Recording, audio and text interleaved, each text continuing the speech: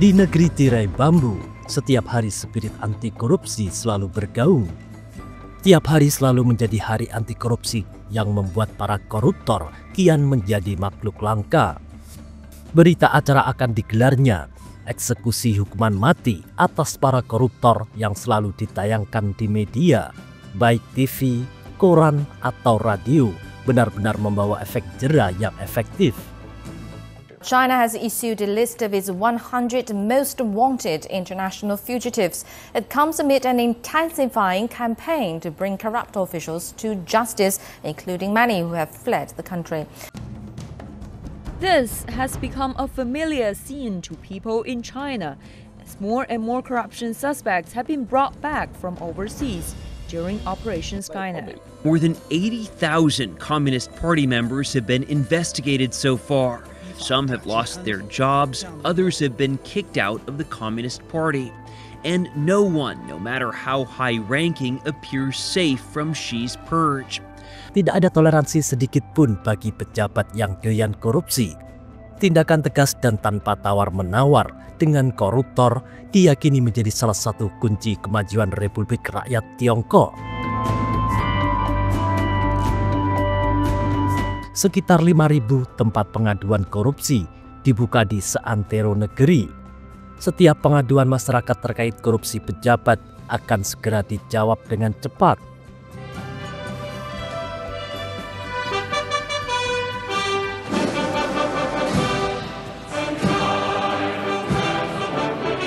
Sejak berdiri pada 1 Oktober 1949, Tiongkok pernah sangat bermasalah dengan korupsi. Bahkan ada yang menuduh sebagian nilai budaya dan adat istiadat Tiongkok turut menyuburkan korupsi. Seperti diketahui, sebagian ucapan terima kasih kepada orang lain yang dianggap berjasa, etnis Tionghoa memang biasa memberikan uang teh. Namun sejak 1978, ketika Deng Xiaoping mencanangkan reformasi ekonomi dan keterbukaan Tiongkok, korupsi dinyatakan resmi sebagai musuh negara dan masyarakat. Komitmen pemberantasan korupsi di Cina kian terkenal di dunia di era Perdana Menteri Zhu Rongji. Ketika dilantik menjadi Perdana Menteri pada 1998, Zhu dengan lantang mengatakan, "Berikan kepada saya 100 peti mati, 99 untuk koruptor, 1 untuk saya jika saya melakukan hal yang sama." Zhu tidak main-main. Zheng Keji, pejabat tinggi Partai Komunis Tiongkok, dihukum mati karena menerima suap 5 juta USD. Menurut perkiraan organisasi hak asasi manusia internasional seperti Amnesty International dan Yayasan Dui Hua, Tiongkok mengeksekusi ribuan orang setiap tahunnya selama akhir 1990-an dan awal 2000-an. Beberapa perkiraan menunjukkan lebih dari 10.000 eksekusi per tahun pada akhir 1990-an dan awal 2000-an. Pada tahun 2002, Amnesty International melaporkan bahwa Tiongkok mengeksekusi setidaknya 1.060 orang berdasarkan laporan yang tersedia untuk umum. Tetapi jumlah sebenarnya diyakini jauh lebih tinggi, kemungkinan 4 hingga 10 kali lipat. Pada era Zhu, birokrasi yang gemuk dirampingkan, reformasi birokrasi benar-benar diterapkan, kepastian hukum dijamin. Kebijakan ini mendorong iklim investasi yang mampu menghimpun dana asing senilai 50 miliar dolar setiap tahun. Melalui perampingan kelembagaan dan restrukturisasi birokrasi, Zhu memangkas jumlah pegawai pemerintahan pusat hingga hampir setengahnya, mengurangi pemborosan dan meningkatkan efisien administrasi. Meskipun awalnya mengalami penolakan sosial akibat PHK dan restrukturisasi, PDB Tiongkok tumbuh dengan stabil. Dari tahun 1998 hingga 2003, negara ini mempertahankan tingkat pertumbuhan PDB tahunan rata-rata di atas 7%, bahkan di tengah krisis keuangan Asia. Kemajuan Tiongkok tak bisa lepas dari kontribusi Zhu dalam memberantas korupsi. Perang terhadap korupsi di era Zhu diikuti dengan peningkatan kualitas sumber daya manusia. Korupsi memang membuat uang negara yang antara lain dihasilkan dari pajak bisa mengentas pendidikan bagi orang miskin. Sejak akhir 1970-an, terutama setelah reformasi kebijakan Deng Xiaoping, Tiongkok semakin banyak mengirimkan mahasiswanya untuk belajar di negara-negara seperti Amerika Serikat, Inggris, Australia, Kanada, dan Jerman. Menurut UNESCO dan Kementerian Pendidikan Tiongkok, pada tahun 2024, lebih dari 6 juta mahasiswa Tiongkok telah belajar di luar negeri sejak era reformasi dimulai. Tiongkok secara konsisten menjadi sumber mahasiswa internasional terbesar di banyak universitas di barat. Dengan tenaga kerja yang lebih terampil, Tiongkok dapat bersaing di industri bernilai tinggi seperti energi hijau, telekomunikasi, dan manufaktur canggih.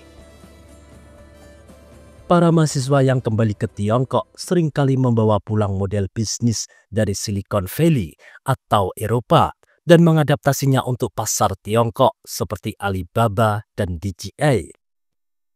Kini pertumbuhan ekonomi negeri Tiongkok telah menunjukkan ke arah yang lebih baik. Bahkan saat negara-negara maju Barat dan Amerika merosot pertumbuhannya akibat krisis keuangan global, China justru tetap bertumbuh. Sejak Xi Jinping berkuasa pada akhir 2012, Tiongkok terus melancarkan kampanye anti korupsi besar-besaran yang menyasar harimau atau pejabat tinggi dan lalat kader tingkat rendah. The Chinese president is known for his campaign against corruption, which runs rife through the Chinese government from small towns to megacities. President Xi Jinping is just 2 years into a 10-year term. He's taken dramatic steps to consolidate power by cracking down on corruption. More than 80,000 Communist Party members have been investigated so far. Some have lost their jobs, others have been kicked out of the Communist Party. And no one, no matter how high-ranking, appears safe from Xi's purge. Pada awal 2025, sekitar 2,3 juta pejabat telah diselidiki dengan lebih dari 6 juta menghadapi tindakan disipliner. Pada saat yang sama, Xi telah mendorong program penghematan baru yang menyasar korupsi dan pemborosan tingkat rendah. Pada tahun 2024, lebih dari 313.000 pejabat dihukum karena melanggar apa yang disebut peraturan 8 poin, seperti penyalahgunaan dana publik dan pemborosan.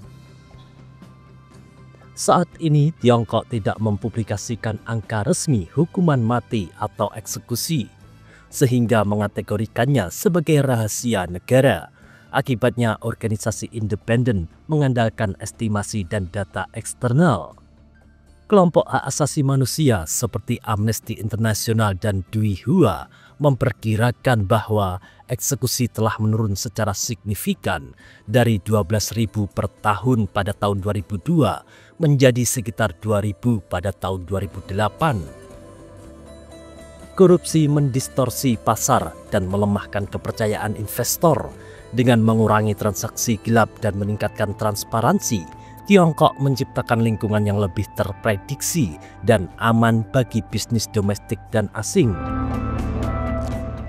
Dengan pemberantasan pejabat korup, Tiongkok mampu mengalihkan dana untuk proyek-proyek pembangunan besar seperti inisiatif sabuk dan jalan dan program inovasi domestik yang selanjutnya memperkuat kemampuan ekonominya. Saat ini Tiongkok merupakan ekonomi terbesar kedua di dunia, pusat manufaktur global, dan pemimpin dalam teknologi serta energi hijau. Kemampuannya untuk mengurangi korupsi telah berkontribusi pada keberhasilan ini.